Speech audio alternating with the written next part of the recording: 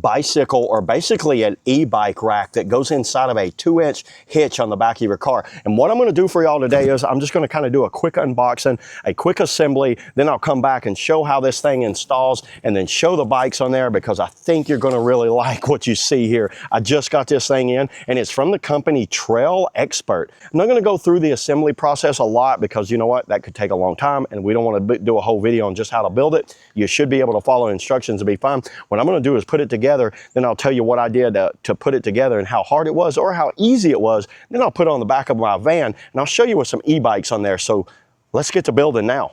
Okay, I officially have it all assembled and put on the van already. Check out how nice this thing turned out. Let me show you some of the things as far as the assembly that I had to do right here. So it was very simple. All you do is screw this on from the bottom and then slide this bracket on right there and then put a screw right here. Tighten that down. This moves independently, but it can't go past that screw as long as that's on there. So it's not going to be able to come off. And these are screwed down to the bottom.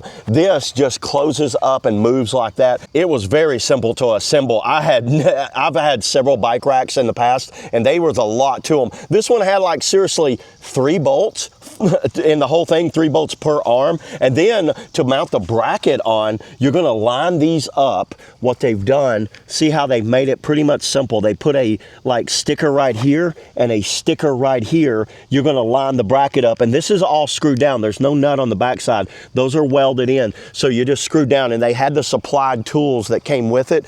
Everything that I needed was right here. The wrench, the actual like keys, so the keys go to that. I'll show you how that.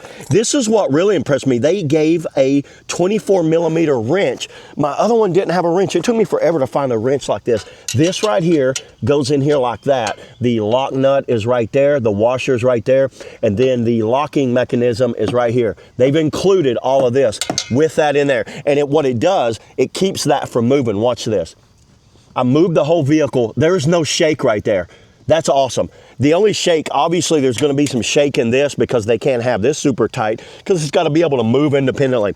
And then you get some extra like cam straps to throw some extra straps on there as a precaution. You see it all right there. One cam strap in the front goes around and then ratchet in the back. And then you've got the one big cam that goes all the way around the bikes themselves. And then this pin right here inside of here. Now it's in the down position, ready to load. So let me show you this thing in action. You lift it up. There's the actual riding when you're driving down the road and putting the bikes on there, and then it lifts up. Let me lift it up higher and let me show you that. So to lift it up higher, you're going to pull this lever right here. This lever mechanism pulls this ratchet out of here and it goes up and it locks into place right here. If I had one complaint on this thing, this right here, I did it exactly where they said to do it, but honestly, I think I'm gonna have to move this in just slightly because it's hitting this right here. So check out what I have to do. So now it's locked into place right there. Now I move that back down. I get the cotter pin right through there like that.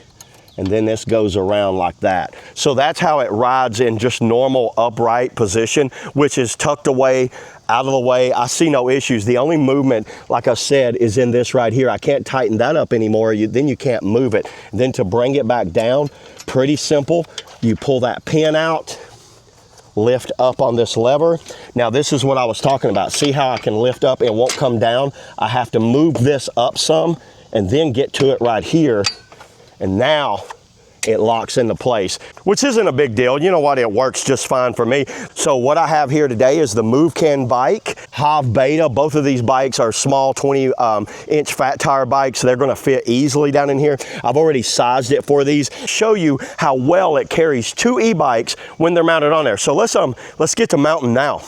Okay, once I get the bike kind of in this position, let me show you some things going on here. So this has a fender on it. Just to know, when it's got a fender, you have to kind of go up under the fender because I can't put it down on top of that fender. So I've got a little small gap there, and that's been holding it pretty good right there. The front tire is locked in right there, and then you're gonna run this ratchet around, and then this ratchet just goes down in here like this.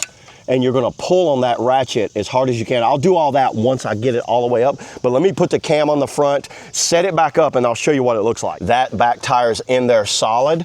You can see the hook is across the front tire right here, as far as up as you can get it. Try to go up as far as you can, then just push down on it. Then run the cam around the actual front tire. Always run this extra cam because this is like your security if anything might slip or anything. So have that extra cam there, ratchet back there, and check it out, everybody. That's solid. That's not going anywhere. And then if you want, you can just run like a bike chain around it and have it all locked down. Let me go ahead, put the move can on here, and then I'll come back and show you with 2 bikes on here and show you how this thing holds. This is probably around about maybe 120 pounds between the both of them. Now, one tip that I do, I always remove the batteries. I didn't remove the batteries for the purpose of this video. I just wanted to show them kind of up there real quick. Yeah, and this was the strap I was talking about. So you want to make sure that you run this cam around the frames so it's around both frames. That's kind of like an extra layer of security right there. I took it for a test drive and it rode just perfect with both bikes on there with no problems at all. So yeah, this is something I recommend for anyone that just needs a good dual bike setup that doesn't break the bank. So yeah, there it is, everybody. That's all I got today on the TrailXpert, e-bike rack. See you on the next video.